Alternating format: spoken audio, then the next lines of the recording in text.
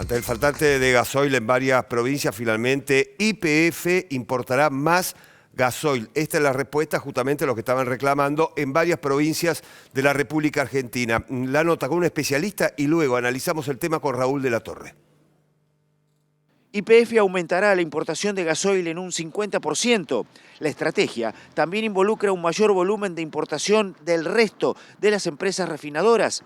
La decisión se tomó frente a la escasez de gasoil que se está dando en varias provincias del norte del país, situación que afecta fundamentalmente donde se realiza la cosecha de caña de azúcar, limón y maíz, entre otros productos. Que YPF haya tomado la decisión de aumentar los volúmenes de importación en un 50% obedece a una decisión política de la propia empresa y también del gobierno nacional de responder firmemente ante el desabastecimiento de gasoil que estamos viendo en estos meses debido a factores multicausales. En Argentina se importa el 30% del consumo interno de gasoil. Cabe destacar que la demanda de este combustible creció un 20%.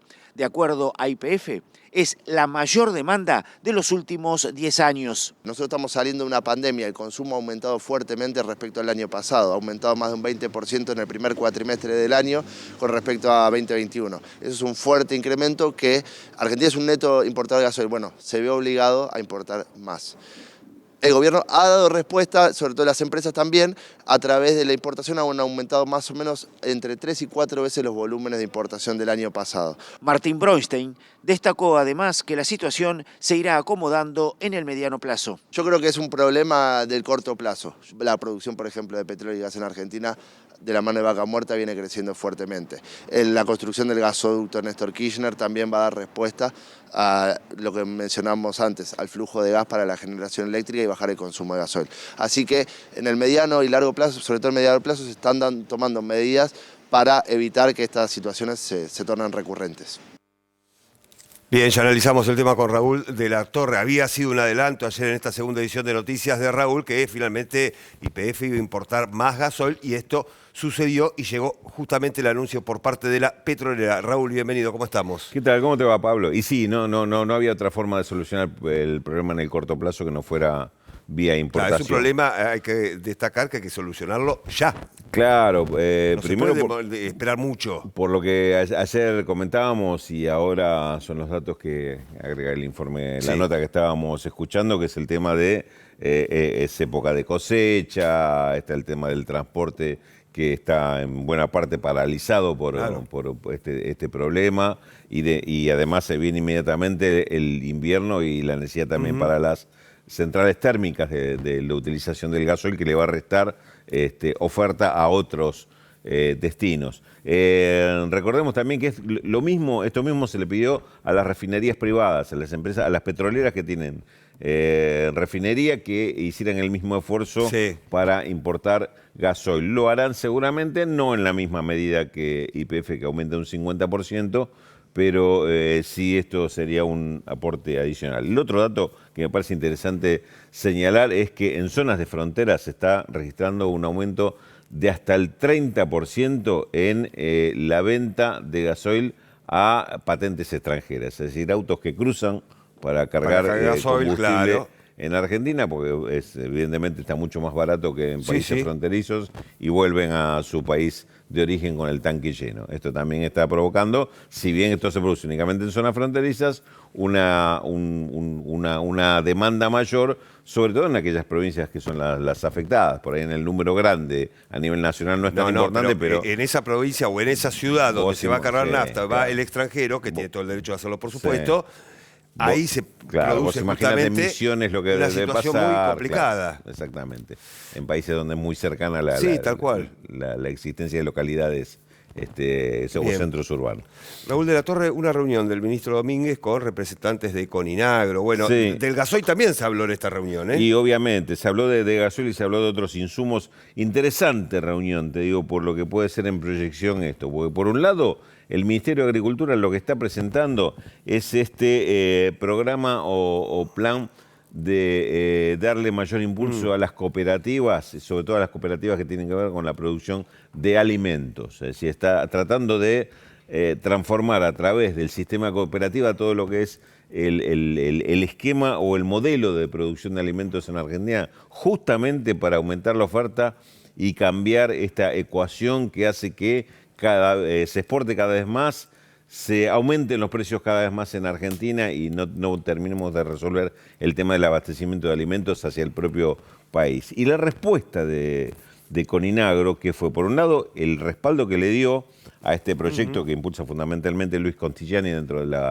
del Ministerio de Agricultura, el secretario de Desarrollo Rural y Alimentos.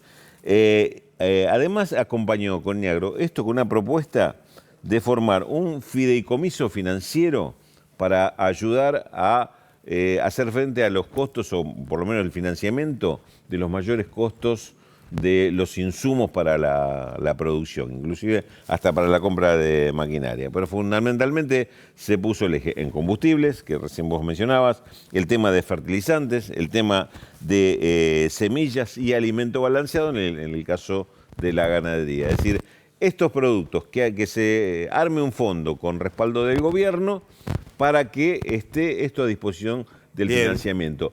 Les traduzco esto para que lo ven un poquito de lejos. Sí.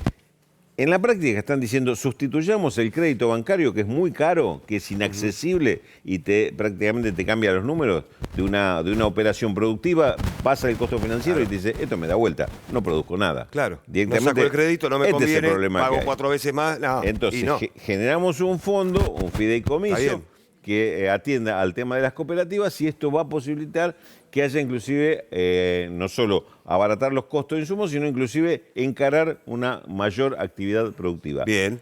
No es menor, por eso le estoy dando mucha importancia a este tema, porque ahí puede aparecer una alianza importante con el sector privado, nada menos que una de las integrantes de la mesa de enlace, donde se encuentre un punto común para trabajar y obviamente el Ministerio de Agricultura lo tomó con muchísima atención. Bien, Raúl, bueno, varias reuniones prácticamente a la misma hora, en lugares diferentes, pero con un mismo objetivo, ¿no? Pasamos de la reunión de Domínguez con Coninagro a una nueva reunión del flamante secretario de Comercio Interior, en este caso con empresas alimenticias. Sí, y algunas con un resultado más favorable, otras no tanto.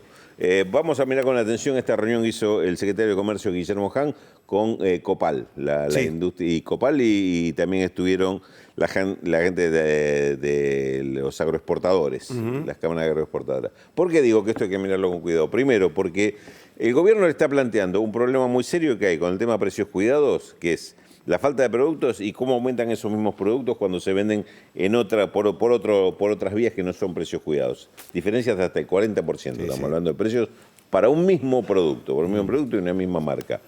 ¿Qué respondió la gente de Copal a través de Daniel Funes de Rioja? Nosotros no somos responsables de esto. Nosotros no hacemos ninguna diferenciación de precios, es un problema de los mayoristas. Es difícil creerle que empresas tan poderosas como las que son las industrias alimenticias en Argentina no controlen ellos, no manejan al mayorista y el mayorista le maneje el mercado como para decir a quién vende, a quién no le vende o haga diferencias de precio. La verdad, no me parece muy satisfactoria la respuesta que recibió. Y además, una amenaza, que esto te lo dejo para tratarlo en otro momento. Sí, claro. Etiquetado frontal.